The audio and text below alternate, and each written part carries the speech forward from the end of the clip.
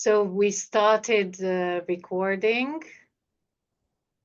Welcome, Alex. We will just wait for Alex to arrive. Hi, good to see you.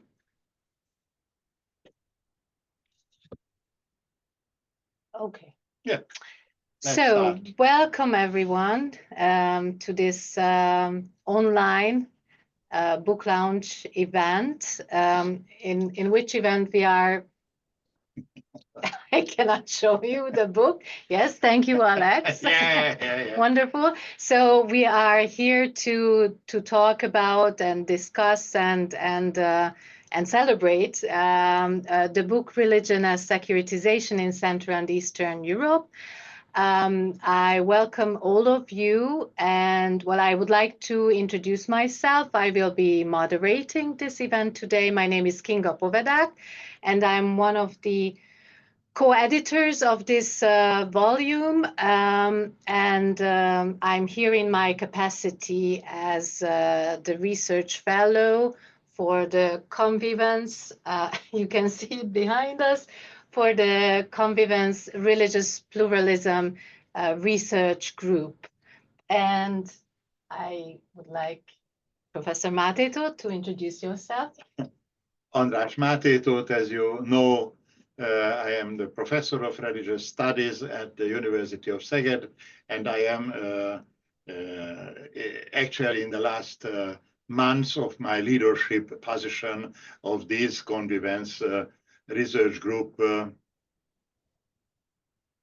And I am very, very happy that we are now together and that this possibility happens to discuss a little bit about our edited book with your excellent contribution. So I am happy, and I am happy as well that Kinga will lead the entire session. Yes, thank you. So welcome to everyone, especially to some of the chapter contributors who made it, and even a warmer welcome to Gergő and Jarmo, who is hopefully will arrive really soon, who accepted to be our discussants for this event. Just very shortly, a few words about the research group, which is basically behind this book project. As you see, we are called Convivence, and the research group was established in 2019. And actually, we are finishing the term, the 5-year term, because it was a project-based research group. We have many contributions, which you cannot see. Once again, I don't know how to do this, András. Can you help me? I'm trying to. Oh, now. So we have a lot of books coming up just now. Unfortunately, some of them are in Hungarian. That's okay. Here you can see one book and another book. That's okay, whatever. But we are here to talk about this English language publication now. So here you see now the books. This one and this one. And basically, the Convivence Research Group, we were focusing on religious pluralism, the plurality of religious expressions and spiritualities, but most importantly, on András's theory, which was the collective wounded identity, and that theory, which is basically talking about how in this region we are in an in-between region, and between competing hegemonies. This creates certain feelings, certain emotions in people, and most importantly, we managed to detect some of these feelings and emotions, and that being the insecurity, the feeling of threat, and the kind of being in constant search for security. And that has led us into the idea of securitization. And this book is basically an interdisciplinary approach to securitization. It is, of course, I don't want to talk much about the book. I leave that to the discussants. But basically, I just want to put it out there that this is quite pioneering for two main reasons. One being that securitizational theory hasn't really been applied too much. I'm not saying that it hasn't been applied at all, but not too much on Christianity. It has been used more often on Islam, and so for that reason, that is quite innovative. And most importantly, it's innovative because it's focusing on the region of Central and Eastern Europe. Yes. Now, just a little bit about this event and how we imagine this event. First, we will listen to the discussants. I think, Gergő, you can go first, and then we will listen to Jarmo as well. And after you say what you have to say about the book, we will give the floor and open the floor to the chapter contributors. And I see Victor here, Alex here, Agdunas here, and we would like you to really just give us a little highlight of your chapters, and within that short, I don't know, 4 or 5 minute little short introduction to your chapters, if you feel that you can address some of the critiques, or you want to comment on something that the discussants have brought forward, then those comments are also welcome. So this is how we imagine this event, and if we have some time if we have some time left, we will address some questions coming from the audience. And welcome, Alexandra. I see another chapter contributor here. And one final thing that I think it's just important to say about the book itself, that this is, even though there was a symposium organized around the book in 2022, and actually the book was out 2024 September, so we were quite successful in putting the book out quite fast, I should say. This is not a conference proceeding book, but this is a very strongly focused on a specific thematic, and even the symposium was organized with already imagining this to be a book, and we basically invited that we envisioned to be chapter contributors, and well, some of the participants of that symposium didn't make it into the book because they didn't fit thematically. I'm talking too much, so I stop it here, and I would like to give the floor to Gergő. One more instruction, please introduce yourselves, because your affiliations are constantly changing, so I think it's best if you do that. So please say your name and also say your affiliations, where you are currently affiliated. Thank you. So the floor is yours, Gergő. Thank you. And my name is Gergely Rosna. I have a very constant affiliation with the Máté-Tóth Catholic University in Budapest. I am an associate professor of sociology at the Department of Sociology. And currently I'm in Germany as a visiting professor at the University of Münster for 1 year. And well, I'm sitting in the rain in Münster and try to say some nice words about your book. I must confess I wrote it and I will read it. So in order for the better understanding. Let me start with mentioning that I saw your book in the internet, the cover, and it's really nice. And I would like to have it also in my hand. I have in my hand my printed out book version. Nevertheless, the content is the same. So I thank you for inviting me, being one of the discussants of the book. And I read the book with a huge interest, and I found the volume as a very interesting and unique attempt to frame the role of religion in Central and Eastern Europe. In my understanding, and this was also reinforced by what you just said, Kinga, this volume is a continuation of previous similar attempts, especially the wounded collective identity approach undertaken by Máté-Tóth and his colleagues to find a specific theoretical framework that fits the best to the historical reality of the region. This general approach is based on two important assumptions. The first one is that Central and Eastern Europe, for all its heterogeneity, is a distinct region with specific characteristics, including the role of religion in society.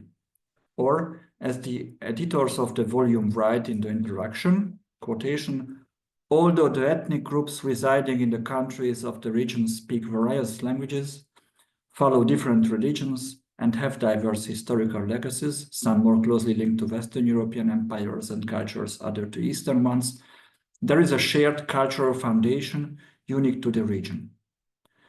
Quotation ends.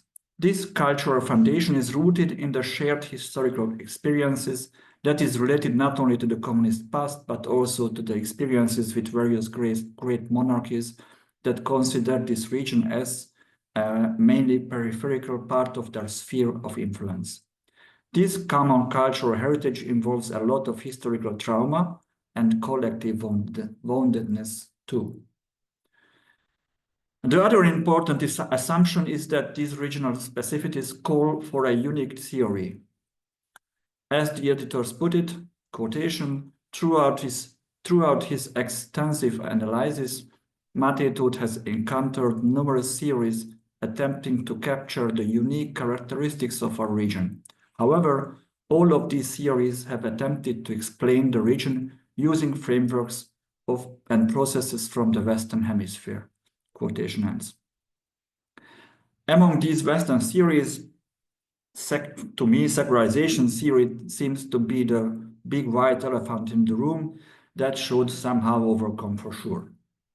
Now, somewhat surprisingly, at least to me, the current volume turns to an approach developed by the Copenhagen School of Security Studies. Well, I might be wrong, but Copenhagen somehow seems to belong rather to Western Europe than to our region. But who knows if Brussels is the new Moscow?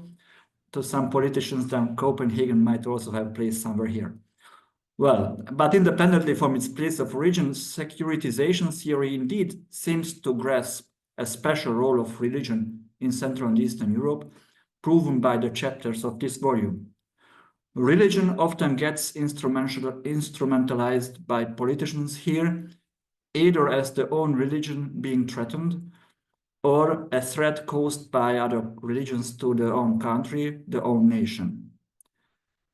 To make it clear, such threats are not characteristics only for Central and Eastern Europe, but as Szilágyi and Kengyel show in their chapter, quotation, in societies that exhibit an increased pattern of victimization in the wake of collective historical trauma, securitizing agents can use this method more effectively. In my view, this connection to the pattern of victimization, to the collective woundedness, is what makes securitization a very useful tool for explaining developments regarding religiosity in Central and Eastern Europe. The book is very rich, both in terms of the countries covered and the topics covered. There are, if I counted right, 11 countries discussed by 9 chapters, and the topics range from, so let's say, ordinary suspects of securitization, like migration, LGBTQ plus issues, through the war in Ukraine, to such special topics like the securitization within neo-pagan communities, or the securitization of religion under communist dictatorship.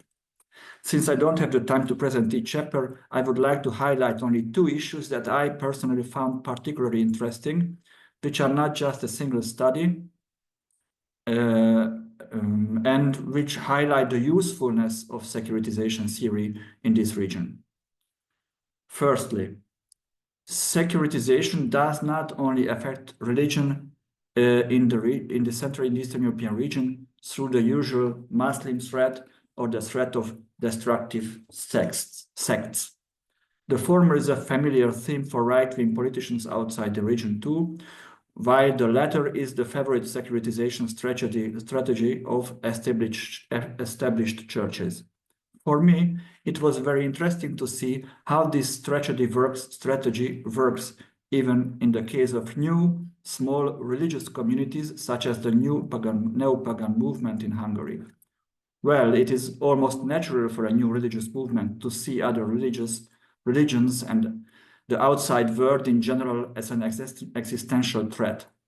This is nothing new. What makes it unique, in my eyes, is the link with the extreme right-wing ultra-nationalist movements and the corresponding extension of the object of securitization. As Szilágyi and Kenyel write, quotation, the religious leaders of these movements have found common ground with the political far-right parties and have mutually reinforced each other in securitizing a wide range of threats. These sources of threat range from other national and ethnic groups to groups like the Gypsies, the Jews, the United States, or even the European Union, to groups with different party preferences like the liberals, the socialists, etc., and other religious traditions, for instance, Christianity, and represent a rather heterogeneous and broad horizon of threat. But also, not a classical securitization is reported by Ray Ratzius, I don't know how to pronounce the name, Ratzius, who has investigated from how churchifying Muslim religious organizations in Southeastern Europe securitize other Muslim collectivities and orientations. The specificity is not that this happens within a religious tradition. We see a similar example in Máté-Tóth's study in a Christian context. But again, the close link with politics to achieve religious goals.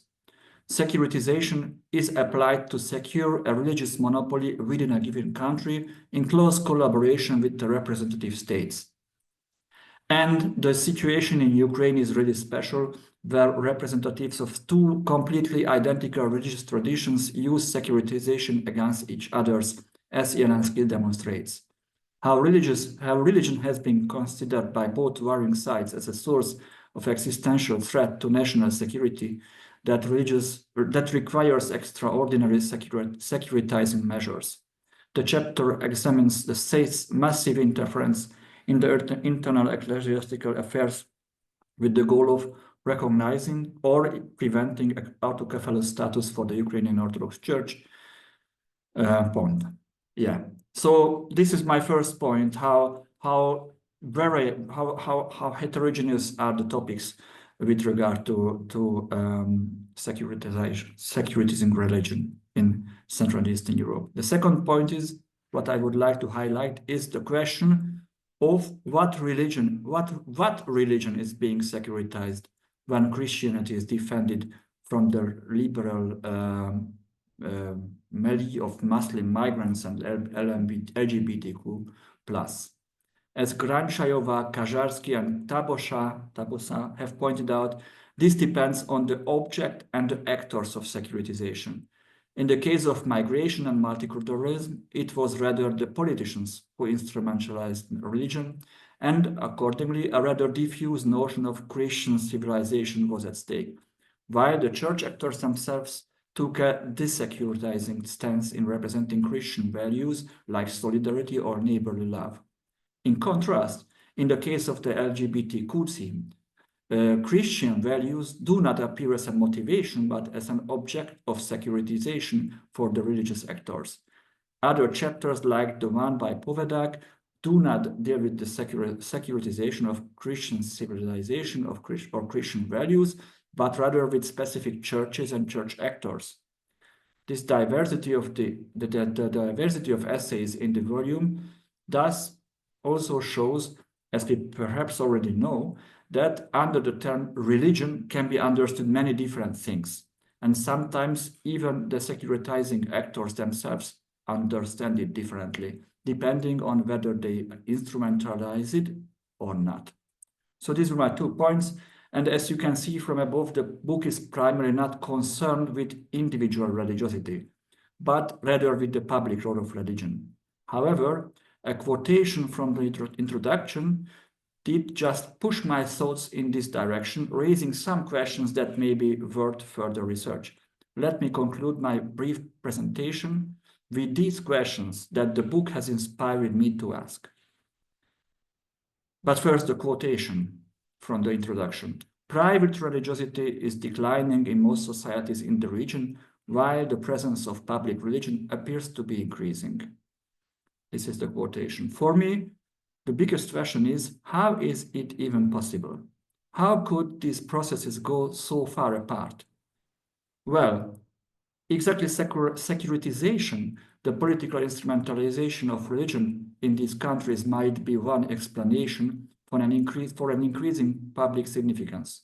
But maybe other mechanisms are at play as well. For instance, church-run schools might be popular also among non-religious parents just because they are good schools, which might also increase public presence of religion.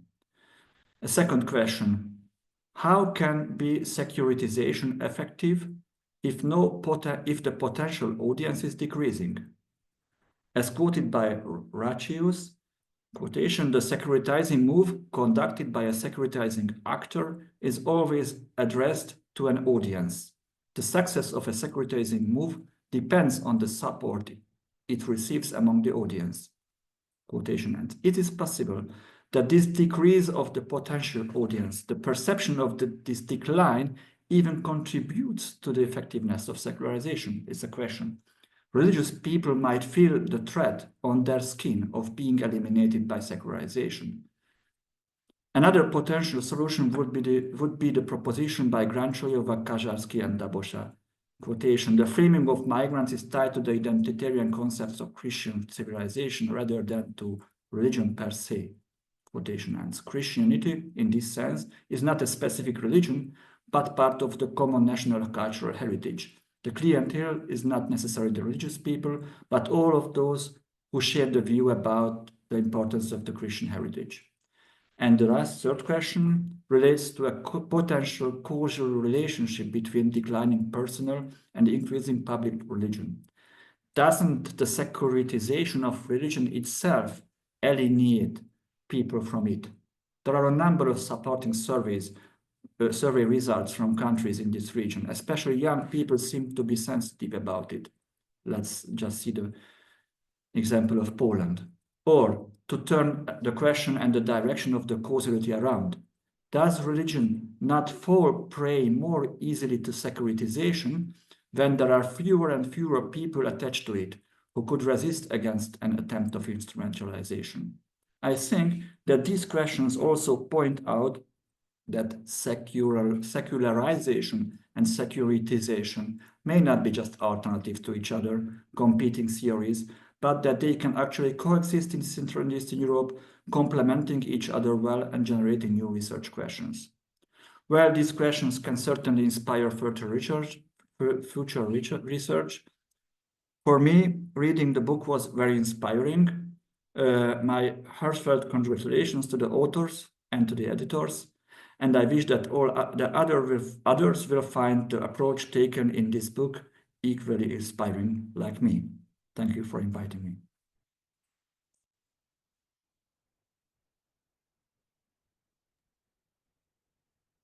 Thank you very much for your comments, Gergő. And we go on to our other discussant. Jarmo, are you here with us? Yes, I am. I'm very sorry. Last time I used my camera was in May, and I didn't have any problems with it then, so I'm really sorry. That's fine. We can hear you perfectly. So the floor is yours. We are looking forward to your comments. Thank you very much. So I'm Jarmo Gombos. My main research areas are from the field of international relations, so mainly European Union, Brexit, and Nordic cooperation. So this was a bit different, but very interesting and inspiring. So how I saw it, the book focuses on how religion as securitization affected Central and Eastern European societies, with the 13 contributors, part of whom are now here. And these contributors are deliberately from the CEE area. They have different backgrounds, but are all familiar with researching religion. Having only authors who are citizens of the discussed area does have its benefits, but also its drawbacks. But of course, it's a valid choice. Also, the editors were very correct when they acknowledged that the chapters on Ukraine being more pro-Ukraine than it is customary in academic papers. The book introduces the securitization in various states and societies in CEE from 1882 to the present day, using different methods, introducing a novel one in this field, giving the reader a good insight into the topic. The editors introduce the motivations and the contents of Fairware, discussing the origins of the application of securitization theory in social sciences and the scopes and limitations of the book, bringing up several authors who have published applying it. I think the book addresses important issues with the help of the theory and applying these different methods. And I really wouldn't like to repeat what the other discussants said, because there was quite a big of overlap. So I would have 3 questions to the editors and the authors. So, and I'm really sorry because I wasn't here in the beginning, so maybe it has been already answered. So if that's the case, then I'm really sorry, and please discard it. So why do you think this was the optimal theory for this book, for the research? How did you come up with the idea that led to this book? Would be the first.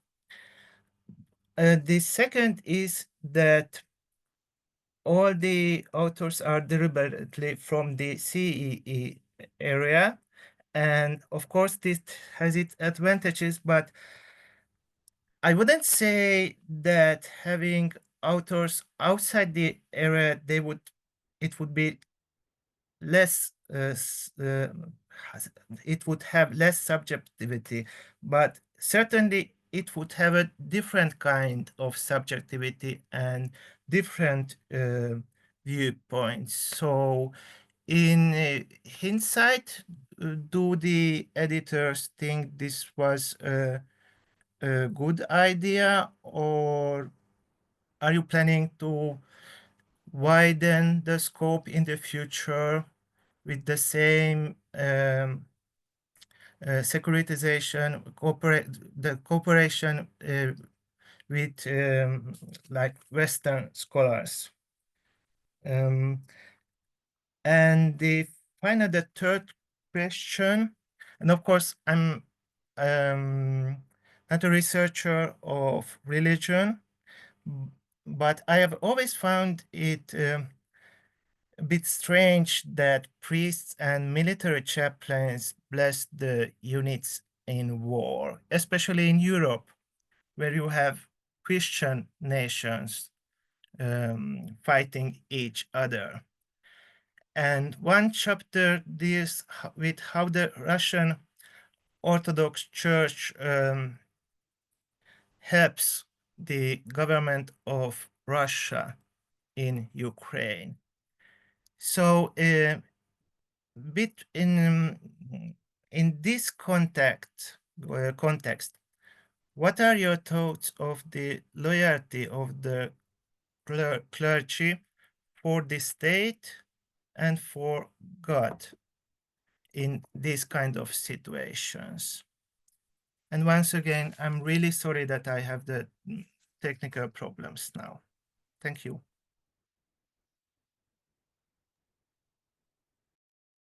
Thank you, Jarmo, very much for your comments. And I think we will comment on the discussants as editors at the end, but now we would like to open the floor to the chapter contributors. And as I see you on my screen, that is the order I'm going to call you. So first it's Victor, and you can immediately actually comment on Jarmo's final question, because I think it's your cup of tea. And then we will go on. So Victor, and then Alex, then Alexandra, and then Egdunas.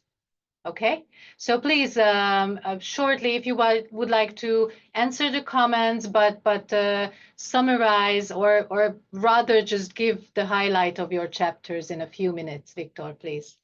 Thank you, Kinga, very much, and thank you for support me in the final stage of work over my chapter, because I switch from academic career to governmental one. And of course, my chapter dedicated to securitization move, which Ukrainian government made with the beginning of war against Ukraine, which started, as you know, not in 2022, but in 2014, started with Crimean annexation, with the war on Donbass, and religion played a vital role in this war. As you know, Putin and his surrounders paid a great attention to religion as a pillar of Russian world, Russian mir, and as a weapon against Ukraine, against other nation with of Orthodox culture. I paid my attention to religion in Russian-Ukrainian and Ukrainian-Russian relations, and specifically of role of religion and securitization move again of Ukrainian government since the beginning of full-fledged war of Russia against Ukraine. What I would like to add is my, how to say, special disturb of discussions against Ukrainian move in this sphere connected with Ukrainian law on defending the foundation of constitutional law in the sphere of activity of religious organization. What disturbed me is the fact that this law is discussed much more than, for example,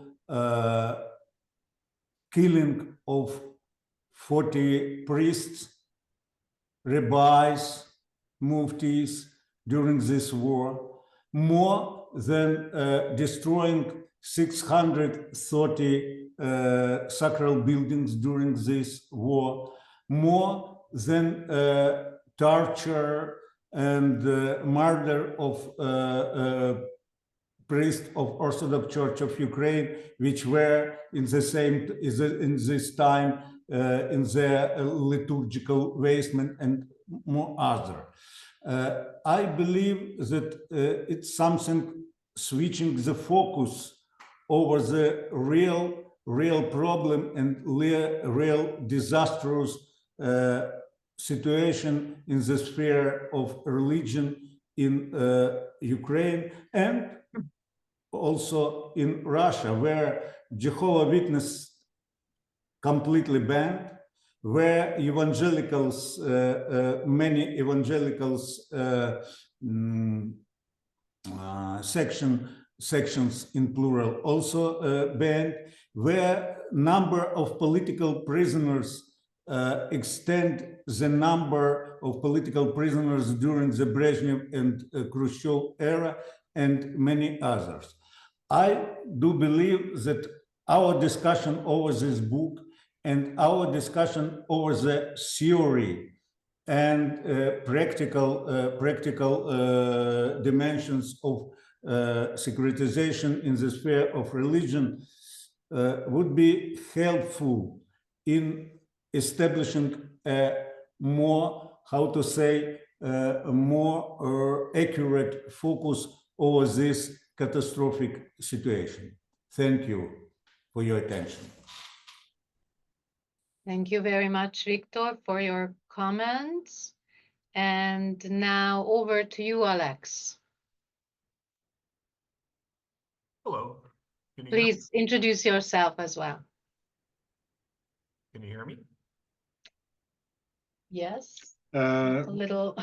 You can speak, I hope, a little bit louder. Okay. I know an old man is there too. What about now? Can you hear me now? Good. Thank Okay. you. Good. I'm just using the mic on my laptop. So, hi, yes, I'm Alex Kajarski. I work for Charles University, so hello from Prague. I was one of the contributors to this volume together with my two co-authors, and thank you very much to the editors for putting this together. A landmark achievement. So just to say a few words about our chapter, actually, in response to what one of the discussants said about all authors being from the CEE, there's a minor correction. One of our co-authors, Clarissa Tebelsa, is actually from Brazil. So she's not from the CEE, although she's based in the region in Slovakia. So we set out to compare two countries, Poland and Slovakia. So they're neighbors, but unfortunately they're not studied in a comparative perspective often enough, in our opinion. So we wanted to kind of fill that gap, but obviously that wasn't the only reason. The major substantial reason was that they are kind of similar in terms of their attitude to religion. So these are fairly religious countries by European standards. Okay, Slovakia perhaps somewhat less than Poland, but also it's fairly religious in terms of the role that Christianity plays in the social life. So definitely more so than the Czech Republic, for instance, or perhaps even Hungary. I think that would be a fair statement. But of course, there are also some important differences as per the broader context of how religion is connected to politics and to national identity. So unlike Poland, Slovakia doesn't have this unambiguous connection between national identity and one particular confession. So in Poland, this would be the nexus between Polishness and Catholicism, which is quite well known. And in Slovakia, the situation is a little bit different because of the traditional polyconfessionality, and you have the conventional divide into the Catholic and the Lutheran, right? So the relationship is a little bit less straightforward. But nevertheless, we did find important similarities and very clear and very telling parallels in terms of how these social progressivist agendas were securitized in both countries. And this is where there's actually more similarity than difference, right? Because as the discussant pointed out, there is a visible difference between how the LGBTQ plus agenda and the international migration agenda are being treated in the clergy discourse. So if for the secular populist politicians, both others are major negative others, right? So the LGBT community and the unwanted migrant from the different regions. That is the kind of populist othering that you find in the secular discourse. For the church actors, so various individual clergymen and religious charity organizations, that is not the case. While they're quite negative and quite securitizing about the gender/LGBT topics, they actually promote a kind of Christian universalism towards refugees/migrants, involuntary migrants. So this is more this is framed more in the spirit of the Christian duty to help. So this is where you see clear differences between the secular and the non-secular, and clear parallels in terms of how these differences are distributed in both cases in two countries. What else? Well, coming back to one of the points that the discussants made, actually, owing to the difference that I mentioned, right, with the role that Catholicism played in the national identity formation in Poland, you do have bigger or much more intensive references to the national and the nation and so on, made by the clergymen. So in that sense, the voice of the Catholic Church in Poland is much more politicized, and there's a kind of a political theology, right, where you have the secular and the religious intertwined very closely, which you don't find in Slovakia, not that much. So it's not typical for the Slovak clergyman to make references to the nation in that sense, and that is an interesting difference. But to finish, it actually illustrates the methodological difference that you encounter when you try to research religion in the broader context, because it's not always easy to separate the religious from the non-religious, because a lot of let's say, and that also that's also that for Slovakia, you have a lot of kind of a lot of nexus between symbolism and legacies that are rooted in religious life, because that sends you all the way back to the Middle Ages, and political discourse about the nation on the one hand, and on the other, obviously, you have political references that are coming from the non-secular, the clergy circles, and so on. So it's a methodological difficulty, and one of the reviewers. One of the discussants actually touched on this when he talked about the idea of the broader Christian civilization, which is part of not necessarily the religious domain, but also the domain of the national and the political. And by the way, thank you for excellent comments coming from the discussants. So I will stop here. Thank you so much, Alex. And I give the word to Alexandra.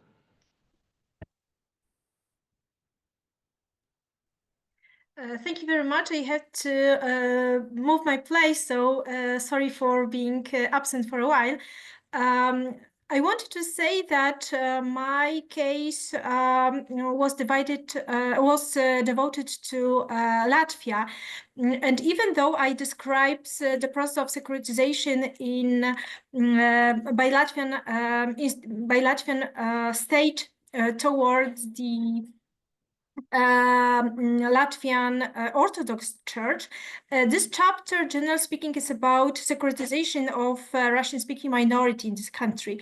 So I focus on the general process of bringing Russian or Russian-speaking minority culture into the process of securitization in the context of aggressive policy of Russia towards the toward the region of Central and Eastern Europe. So, generally speaking, we can, of course, include religion into this process, and especially after the annexation of Crimea and the full-scale war of Russia against Ukraine, several Russian-speaking minority institutions, including Orthodox Church, was included into this process of securitization. That's why Latvian country decided to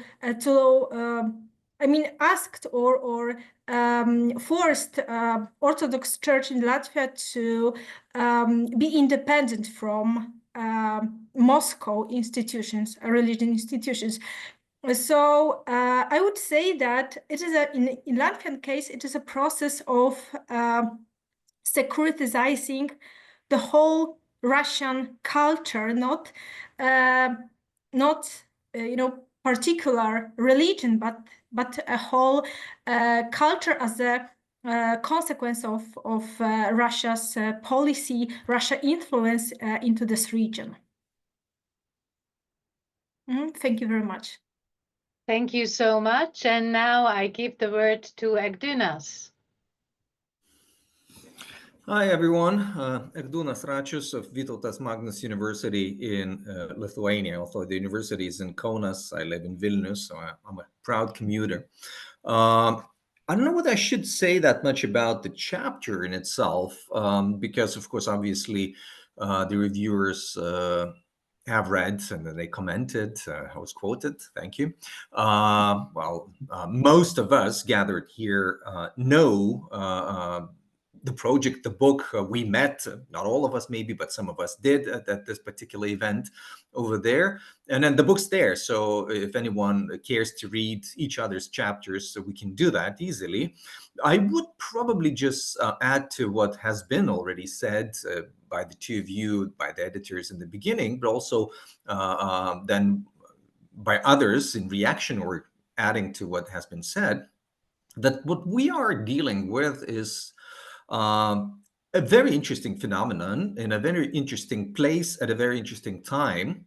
I do agree that Central Eastern Europe is a specific place. We have had our traumatic communist period where laicist states that sought to control religion. I'm not sure if we can talk about securitization of religion in the communist times, but we certainly can talk about this aim to control, and in the case of Albania, to eradicate religion. But this is the past. Now we are new democracies, and certain developments around religion, which of course we heard that vote where there are very few people, or less and less people, who are religious, meaning going to the temples, performing duties and so on. And yet we have so much talk about religion. Depending on the situation, it could be different religions, particular religions, or religion in general. And I once wrote an article about Central Europe, or Visegrad countries, being afraid of religion. I sort of insinuated, it wasn't exactly an academic text, but it was sort of thought, why do the Czechs fear religion? If someone says religion, they become allergic to it. So we have this discrepancy where on an individual level, you might say religiosity has gone down, but on the sort of social level, all the way to the political, religion is very important. It's being instrumentalized, it's being sort of dealt with one or another way, prescribing or actually pushing for. And then that comment about priests blessing tanks. This is pathetic, isn't it? I mean, the 21st century Europe. But we do that. Why do they do? Those soldiers might not even be Christians, and then that tank is certainly not a Christian. So it's all sorts of things working at the same time. So within this huge field, what I sought to do in my chapter was to deal with something that someone said, usual suspects, migrants, Muslims, and so on. But in my case, I didn't really deal with the migrant Muslims. I dealt with the autochthonous Muslim communities, which is, I think, also an interesting sort of choice. And the takeaway from my chapter that I would say, to me, is the most interesting bit is how securitization of maybe not religion per se, but certain forms of religiosity is being instrumentalized in the intracommunal sort of competition, so that certain groups, in this case, certain groups of Muslims, would claim that we are the right, the true, the sort of the nice Muslims, but this group is not. So this sort of securitization going on among the people of the same faith. Why? Because they reflect and then they realize that the state has this receptive ear. Oh, these are bad. Tell us more. Oh, these are bad. Okay, so we securitize, we marginalize, we see them as radicals. But you guys are good, so we support you. We sort of raise you. And this is where I went into this other thing of churchification of the Muslim religious organizations, where church is a nice thing. Terrorists don't have church. Radicals don't have church. They have sect. That's at best, but otherwise cults, that's it. Church is a nice thing. So you want to be a church, be a nice, sort of you're nice, you're a church, and those who are not nice, we securitize them, we marginalize them. So I think it's an interesting development. I don't know whether we should limit to those particular countries and also talk only about Muslims, or we can go a bit further and include other. So I don't know how far what I did in this text could be sort of theorized, and that would become a theory to maybe base research on. I'm not pretentious here, but I think it's an interesting thing to try and see this particular aspect of otherwise very complex securitization of religion in our region. Thank you.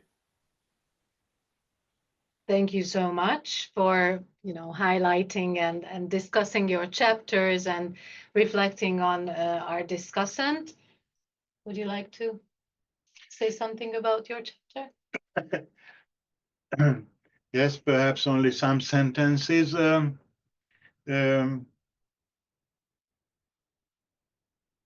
For me, the idea to use this Copenhagen idea, securitization, was or came from a very simple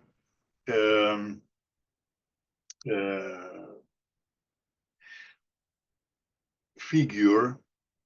I wrote the word modernization and set it the word wounded collective identity, woundedness, as the more appropriate technical term for our region, not modernization, although through the lens of modernization, it is as well possible to understand and to describe the processes in our region. Okay, many people did it in an excellent way, but according to my understanding, it is better to use the theoretical frame, woundedness, wounded collective identity, and then special in the frame of modernization for religion, for the religious part of the society or dimension of the society, sub-theory is used generally. It's called secularization.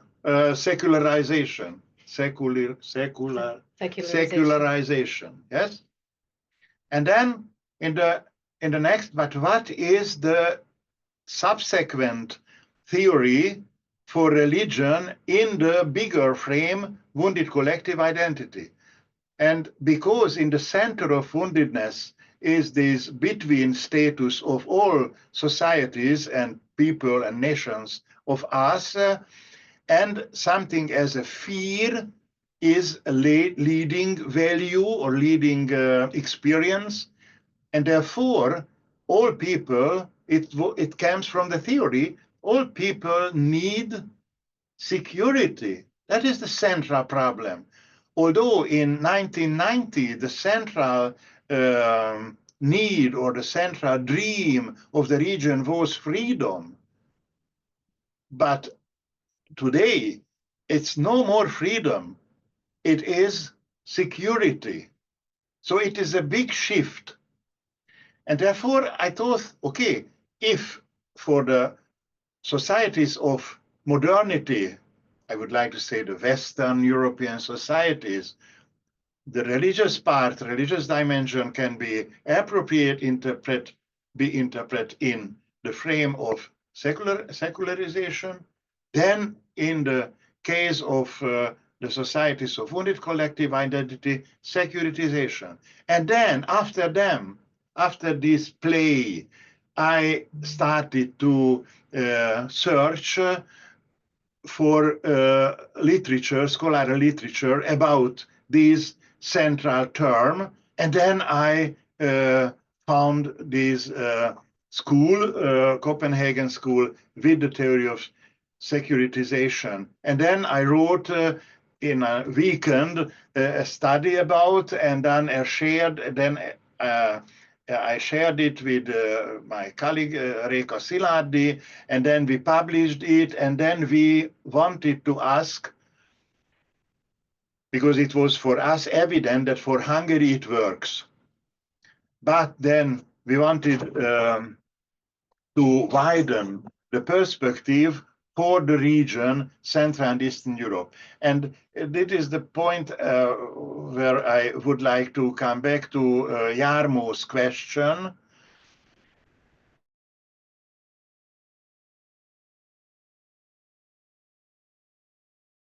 The question is absolutely correct, and thank you for, but it was for us an absolute necessary limitation of our scope to stay in the region, because the work scope for of the entire research group Convivence is Central and Eastern Europe, and then I wanted to have only authors to invite to check whether for Poland or for Latvia or Ukraine and so on, this idea works. And in during the workshop, the result of the discussion was, yes, it works. And so we went further in the direction to finalization of the edited book. And I think that it is a contribution. It is not an end point. It is not the last station of thinking about proper understanding of religiosity and the transformation of religiosity and religious institutions and rhetoric in the region. But I think it is an important contribution, and I hope very well that younger generation will keep it or pick it up and bring forward for a more concrete, more fine-tuned interpretation of the transformation processes of the region. So thank you very much. Thank you very much. And about you? about my chapter. Please. Well, I'm trying to be conscious of time, so really shortly, I would like to say that I don't quite agree with Agdunas, or at least I didn't manage to put it through, but I tried to apply securitization historically, because in my understanding, you can, if you talk about competing denominations, then you can simply apply this theory to the Counter-Reformation era, for instance, or so I think there are possibilities, but in a way, so I applied it to kind of communist time Hungary, but that was probably not a big innovation. What I'm more proud is that I tried to elaborate this new concept coming up, which is really a move away from this top-down procedure on securitization, and I was interested in looking at vernacular securitization and how communities, or in a community level, how is this securitization level is happening, because we here, and we learn more how religious actors, how political actors are doing this securitizational act, but we don't really know much about how this is happening on the level of communities. So I think that was interesting in my chapter, and where to move forward, and trying to conclude this. I was very happy to hear Gergő say this, and then Agdunus picking up this idea, really thinking about why is public religion is growing and private religion is in a way shrinking or becoming imminent or whatever. So I think really marrying the securitizational perspective with the secularizational perspective, which is really a mouthful, but I managed to say it. I think that's probably a wonderful way moving forward. So let that be our concluding remark. Maybe you have anything to add from the contributors or the discussants. We managed to do it in an hour, so we are very proud of us. And I would like to thank our wonderful discussants for their valuable comments, and hopefully we will see it in writing as well. So we are looking forward to the reviews, because we need reviews so that more and more people get interested in reading your valuable contributions and chapters. So I thank you for the contributors for all your work, and also for coming here and being here and participating in this book launch. And also I would like to ask you, we discussed this earlier, I would like to ask the chapter contributors to maybe, find someone to review the book, maybe in your, national languages, because it would be wonderful to have more and more reviews coming out. So thank you everyone for coming here, and thank you very much for your contribution. Thank you. Bye Thank bye. you. Bye-bye. Bye. And blessed Advent, and blessed Christmas, and blessed New Year, and peace for Ukraine. Thank you. Bye-bye. Thank you. We are going to celebrate Christmas with all Europe on December 25th.